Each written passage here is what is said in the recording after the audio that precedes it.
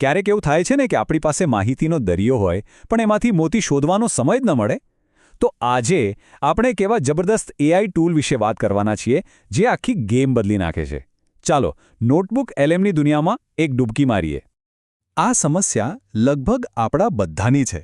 કેટલા બધા articles, PDF, links બધું ભેગું તો કરી લઈએ પણ પછી એ બધામાંથી કંઈક કામનું, કંઈક નવું બનાવવું એ એક મોટો પડકાર બની જાય છે. અને બસ આ જ પડકારનો જવાબ છે નોટબુક એલએમ. પણ સાંભળો, આ કોઈ રેન્ડમ ચેટબોટ નથી. આ એક ખાસ ટૂલ છે જે ફક્ત અને ફક્ત આપણે જે સોર્સ મટીરિયલ આપીએ ને બસ એના પર જ કામ કરવા માટે બન્યું છે. તો આની પાછળનો આખો આઈડિયા શું છે? આ કામ કેવી રીતે કરે છે? ચાલો એની એકદમ સરળ પણ ખૂબ જ પાવરફુલ પ્રોસેસને સમજીએ. આખી પ્રોસેસ છે ને એકદમ સિમ્પલ, ફક્ત 3 સ્ટેપ્સમાં. સૌથી પહેલાં આપણું બધું મટીરિયલ અપલોડ કરી દેવાનું. પછી આપણે કેવા પ્રકારનું કન્ટેન્ટ જોઈએ છે એ ફોર્મેટ પસંદ કરવાનું અને બસ એઆઈ બાકીનું કામ કરી લેશે. આ જ સરળતા એની સૌથી મોટી તાકાત છે, ખરું ને? સારું, તો આ ક્રિએટિવ એન્જિનને ચલાવવા માટે કેવા પ્રકારનું ઈંધણ જોઈએ? મતલબ કે આપણે કેવા સોર્સનો ઉપયોગ કરી શકીએ? ચાલો જોઈએ. આ ટૂલની ફ્લેક્સિબિલિટી ખરેખર જબરદસ્ત છે. તમે જુઓ, પાઠ્યપુસ્તકોની પીડીએફ હોય કે ગૂગલ ડ્રાઈવની ફાઇલો, અરે હાથથી લખેલી નોટ્સનો ફોટો હોય, કોઈ વેબસાઇટની લિંક હોય કે પછી યુટ્યુબનો વિડિયો, લગભગ બધું જ ચાલે. કોઈ પણ માહિતીને ઇનપુટ તરીકે લઈ શકાય છે. અને વાત અહીં જ નથી અટકતી. દરેક એક નોટબુકમાં તમે 300 જેટલા અલગ-અલગ સોર્સ ઉમેરી શકો છો. મતલબ કે ગમે તેટલા મોટા અને કોમ્પ્લેક્સ પ્રોજેક્ટ્સને પણ આસાનીથી હેન્ડલ કરી શકાય છે. ઓકે, ઇનપુટ્સની વાત તો થઈ ગઈ, પણ હવે આવે છે અસલી જાદુ. ચાલો હવે એ જોઈએ કે આ ટૂલ આપણા સોર્સ મટીરિયલમાંથી કેવા અદ્ભુત પરિણામો બનાવી શકે છે. સૌથી પહેલું, એ ગમે તેવા જટિલ મટીરિયલને એકદમ સરળ અને સમજાય એવા એક્સપ્લેનર વિડીયોમાં ફેરવી શકે છે. વિચારો, લાંબા ડોક્યુમેન્ટ્સમાંથી મિનિટોમાં વિઝ્યુઅલ કન્ટેન્ટ તૈયાર.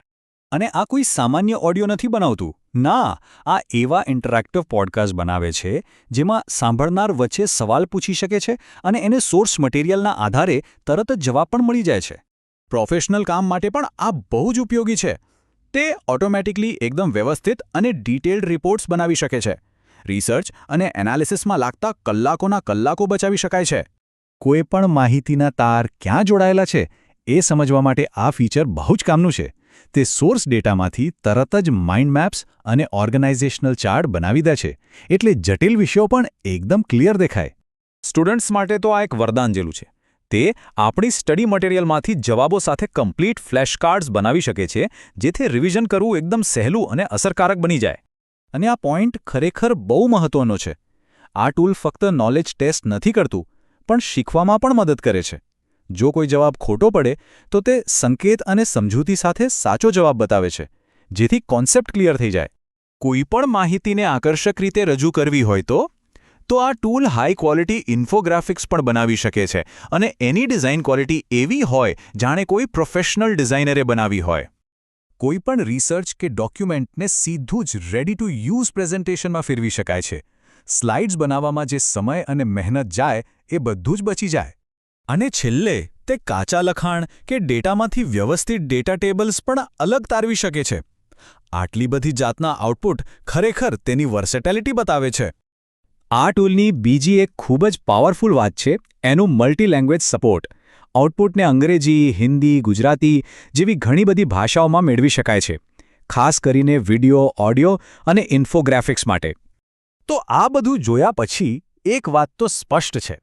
નોટબુક એલએમ એ માત્ર એક સાધન નથી. એ એક સહયોગી, એક સાચો ક્રિએટિવ પાર્ટનર બનવાની પૂરી ક્ષમતા ધરાવે છે.